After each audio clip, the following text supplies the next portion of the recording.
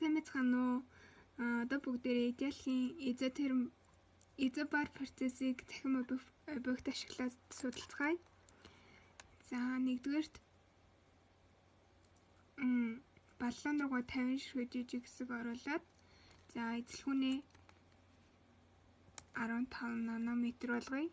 За эндээсээ даралт 300 кПа тогтмол үед даралт эзлэхүүнээс температур эзлэхүүнээс хэрхэн амарх хамаарлыг судалцгаана. За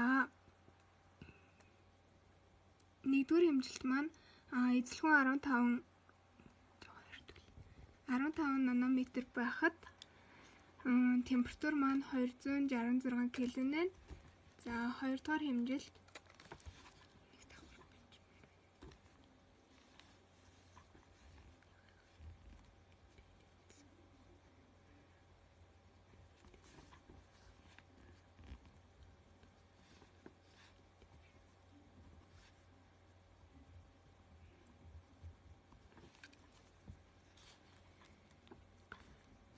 хоёрдугаар хэмжилт маань эзлэхүүнээ бүгдээрээ бууруулъя. 14 нанометр болгоход температур маань 249 кельвин байна.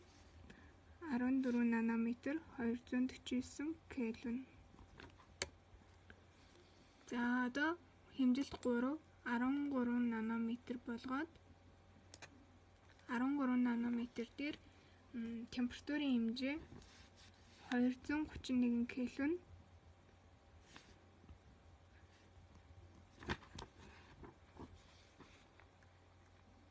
За эзлэхүүнээ хэмжилт 4 эзлэхүүнийг 12 нанометр болгоё. Температур 213 кельвин.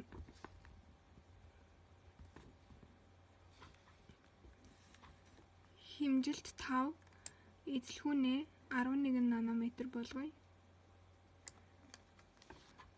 Температур 196 кельвин.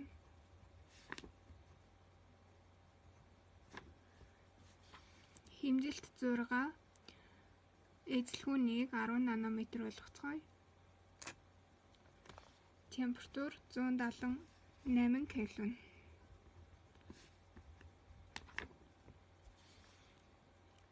Хэмжилт 7 эзлэхүүнийг 9 нанометр болгоцгоё.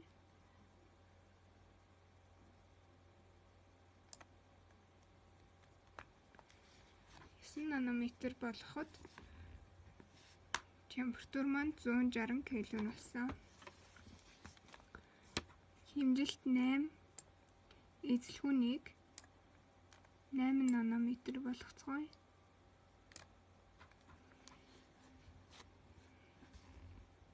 Эзлэхүүн 8 нанометр болгоход температур маань 142 кельвин болж байна. Хэмжилт 9 эзлэхүүнийг 7 нанометр болтол бууруулъя. Температур маань 124 кельвин. Хэмжилт 10 эзлэхүүнийг 6 нанометр болгож бууруулъя. Температур 107 кельвин.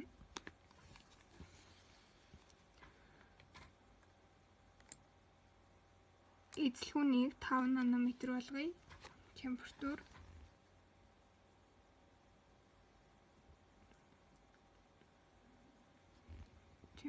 маань 89 кельвин болж байна.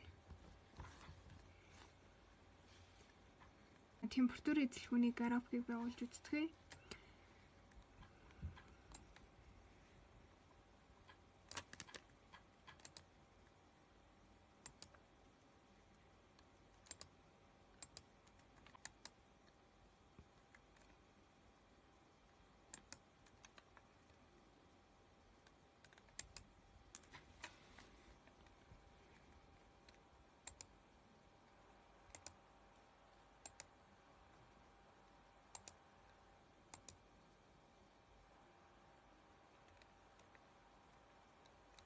За температур эзлэхүүнээс хамаарсан график маань шулуун буюу шугаман хамааралтай гарч байна.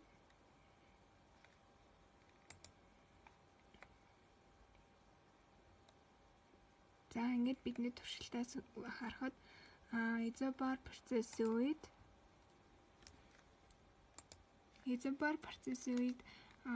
температур эзлэхүүнээс шууд хамааралтай байд юм байна гэсэн дүгнэлтэнд хүрлээ.